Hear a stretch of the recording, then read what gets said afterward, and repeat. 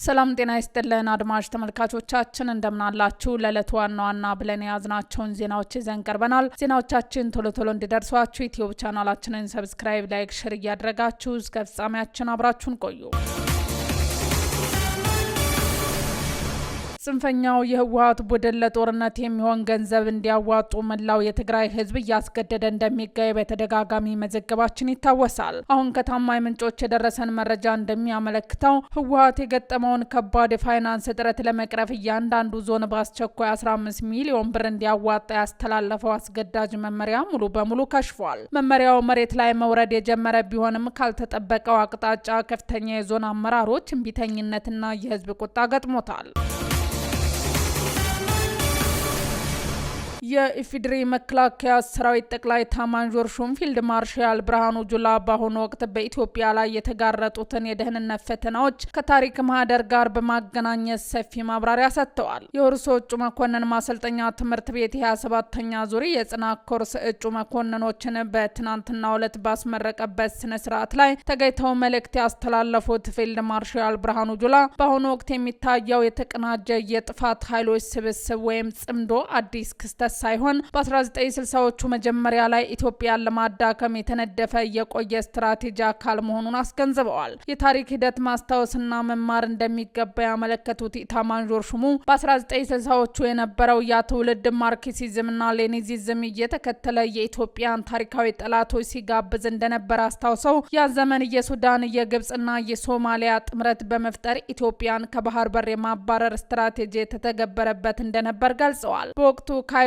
ካርቱምና ሞቃዲሾ እየሄዱ ደጅ የጠኑ የነዚያ የፈርጾን የባንዳ ኃይሎች ተላላኪ የፈጠሩ ግንባር ኢትዮጵያን እርስ በእርስ ግጭት በማዳከም በቀጣናው ትርጉም ያለው ሚና እንዳይኖራትና የአባይን ውሃ እንዳትጠቀም ለማድረግ አልመው ተንቀሳቅሰዋልን ብለዋል። በዚህም ኢትዮጵያ ከባህር በር የማስወጣት እቅዳቸው በወቅቱ መሳካቱን የገለጹት ፊልድ ማርሻል ብርሃኑ ይህ ሊሆን የቻለው ግን እነሱ ጀግና ስለሆኑ ሳይሆን የገዛ ሀገሩን የሚወጋ የራሱን መንግስት የሚያፈርስና ለጠላቶች ምቹ ሁኔታውን የሚፈጥር የውስጥ ባንዳ በመገኘቱ እንደሆነ አስረድተዋል። ሆኖም ግን ኢትዮጵያ ታላቁን የህዳሴ ግድብ በአባይ ውሃ ላይ እንዳትገነባ የማድረግ እቅዳቸው ሳይሳካ መቅረቱን ጠቁመዋል። በአሁኑ ወቅት እየታየ ያለው ሁኔታ የዚያው የታሪክ ቀጣይነት መሆኑን ሲያስረዱም ዛሬም እየተደረገ ያለው ያው ነው። ያን ጊዜ የነበሩት ባንዳዎች መልካቸውን ቀይረው መጥተዋል እንጂ ተግባራቸው ያው ነውም ብለዋል። በአሁኑ ወቅት ታሪካዊ ጠላቶችና ምቀኛ ጎረቤቶች ተቀናይተው የውስጥ ባንዳዎችን በመቅጠር ሀገርን ለማፍረስ እየሰሩ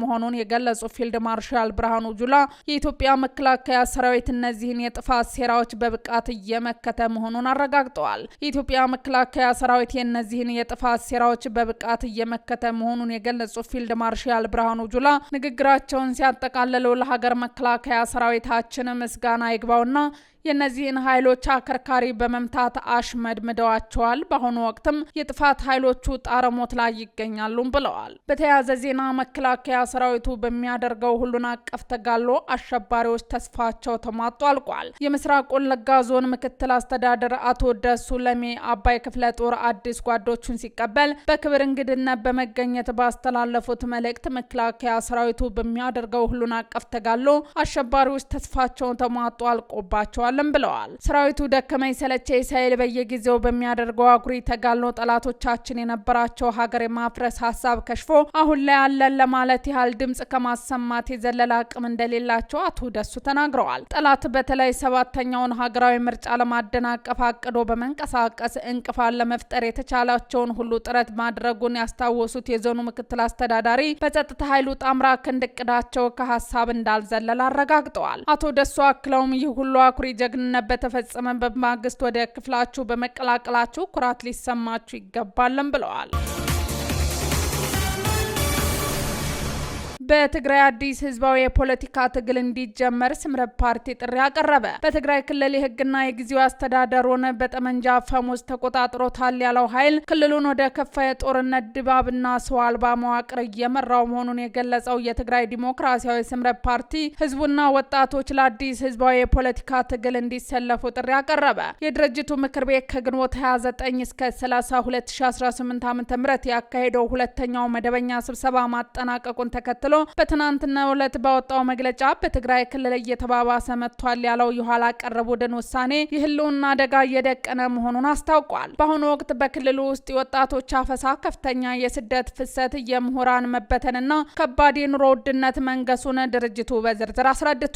የስምረት ምክር ቤት በመግለጫው በአሁኑ ወቅት በትግራይ ስልጣን ላይ ያለው ኋላ ቀር ቡድን የኤርትራ መንግስት ወታደራዊ መመልመሊያ ፖሊሲ በክልሉ ተግባራዊ በማድረግ ላይ ይገኛል። ይህ ድርጊትም በትግራይ ላይ ከባድ የጦርነት ድባብና የጦርነት ወሬ እንዲነግስ ማድረጉን ጠቅሶ ድርጅቱ ወቅሷል። ሰሞኑን በታህታይ ደሃቦ አካባቢ በገሃምሎ በተባለ ስፍራ በደረሰው የትግራይ ወጣቶች እልቂት የተሰማውን ጥልቅ ሐዘን የገለጸው ድርጅቱ ለዚህ ጥፋት ተጠያቂው ገዢው ቡድን መሆኑን በይፋ ከሷል። ይህ ቡድን የትግራይ ወጣቶችን ወደ ሱዳን አሻግሮ በውክልና ጦርነት ውስጥ እንዲማገዱ በህይወታቸው ቁማር ለመጫወት ባስተላለፈው ጨካኝ ውሳኔ ምክንያት እልቂት ተከስቷልም ብለዋል። መሪነት ላይ ያለው ኃይል አሁንም ለስልጣን ሲል ህዝቡን በፕሮፓጋንዳ እያደናገረ ወደ ሞት እየነዳው ነው ያለው ስምረት የችግሮቹ ሁሉ ምንጭ አሁን ክልሉን በጠመንጃ ፈሙዝ ይዞ ያለው ኃይል መሆኑን ህዝቡ በአንድ ድምጽ ሊነግረው እንደሚገባ አሳስበዋል። በመጨረሻም የትግራይ ወጣቶች ከዚህ የሞት ግብዣና ዓለም አቀፍ ወንጀለኛ ለመሆን ከሚንቀሳቀሰው ኃይል ጋር ያላቸውን ግንኙነት በማቋረጥ ህይወታቸውን እንዲታገዱ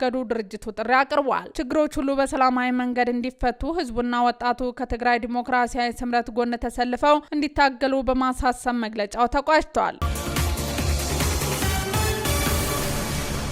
ጀነራል ምግበይ ኃይለ ሞራሉ ስብርብር ብሎ ጥልቅ ሐዘን ውስጥ ገብቷል። የትግራይ ወጣቶች በተለያዩ ቦታዎች በማፈስ ወደ ሱዳን አሻግሮ ለአል ቡርሃን በመሸጥ ዶላር አትማለሁ ብሎ የነበረው ጽንፈኛው ህወሓት በተወሰደበት የተጠና ጥቃት ዓላማው ሙሉ በሙሉ ከሽፎበታል። በዚህም ጀነራል ምግበይ ኃይለ ሞራሉ ስብርብር ብሎ ጥልቅ ሐዘን ውስጥ እንደገባ ለማወቅ ተችሏል። በተለይ በሽረ ከተማ የተቃጠሉትን መኪናዎች እየጎበኘ ስቅስቅ ብሎ ሲያለቅስ እንደታየ ተገልጿል። ምክንያቱም ደግሞ ወደ ሱዳን እነዚህ ወጣቶች ተሻግረው ቢሆን ኖሮ ሊያገኝ የሚችለው ዶላር በማጣቱ በሱ በመናደድ እንደሆነ የደረሱን መረጃዎች ያሳያሉ። አሁን ላይ ጀነራል ምግበይ ራሱን መቆጣጠር አቅቶታል። ታጣቂ መምራት የማይችልበት ደረጃ ላይ እንደደረሰና በከፍተኛ ሁኔታ ቅስሙ ተሰብሮ ተስፋ እንደቆረጠ ለማወቅ ተችሏል። በትግራይ ክልል ትናንት ምሽት ድጋሚ የድሮን ጥቃት መፈጸሙ ተገለጸ። ትናንት እሁድ ግንቦት 30 ቀን አመሻሹ ላይ ከሽራሮ አቅራቢያ ሽምብላኔ በተባለ ስፍራ አዲስ የድሮን ጥቃት መፈጸሙ ተገልጿል። ይህ በ3 ቀናት ውስጥ በትግራይ ክልል የተፈጸመ ሁለተኛው ጥቃት መሆኑ ተገልጿል። የዛሬው የድሮን ጥቃት የጦር መሳሪያ በጫኑ ተሽከርካሪዎች ላይ ያነጣጠረ መሆኑ ተነግሯል። ከሁለት ቀናት በፊት በተካሄደው ጥቃትም በተመሳሳይ በወታደራዊ ተሽከርካሪዎችና ታጣቂዎች ላይ ያነጣጠረ እንደነበር ዘግተው የወጡ መረጃዎች ማመልከታቸው አይዘነጋም። እነዚህ ጥቃቶች እየተፈጸሙ ያሉት ህወሓት ክልሉን ወደ ማስተዳደር መመለሱን ማሳወቁን እንዲሁም ጠቅላይ ሚኒስትር ዶክተር አብይ አህመድ በህወሓትና በኤርትራ መካከል እየተደረገ ነው ያሉትን ግንኙነት ማውገዛቸውን ተከትሎ ነው። የድሮን ጥቃቱ በተፈጸመበት በዚህ ሰዓትም የኤርትራው ፕሬዝዳንት ኢሳያስ አፈወርቂ ግብጽ መግባታቸው ታውቋል። የፕሬዝዳንቱ የግብጽ ጉብኝት ትኩረት በውል ባይታወቅም ጠቅላይ ሚኒስትር ዶክተር አብይ አህመድ የህወሓትንና የኤርትራ መንግስትን ጥምረት ከማውገዛቸው ባለፈ በሁለት ቀናት የተፈጸሙት ጥቃቶች ከኤርትራ ድንበር አቅራቢያና የኤርትራ ሰራዊት አባላት በስፋት በሚታዩባቸው አካባቢዎች መሆናቸው ጥቃቱ በኤርትራና በህወሓት መካከል ተፈጥሯል በተባለው አዲስ ግኝት ላይ ያነጣጠረ መሆኑ ያሳያልም ተብሏል። ውድ አድማጭ ተመልካቾቻችን ዜናዎቻችን እነዚህን ይመስሉ ነበር። አብራችሁን ስለነበራችሁ ከልብ እናመሰግናለን። መልካም ምሽት።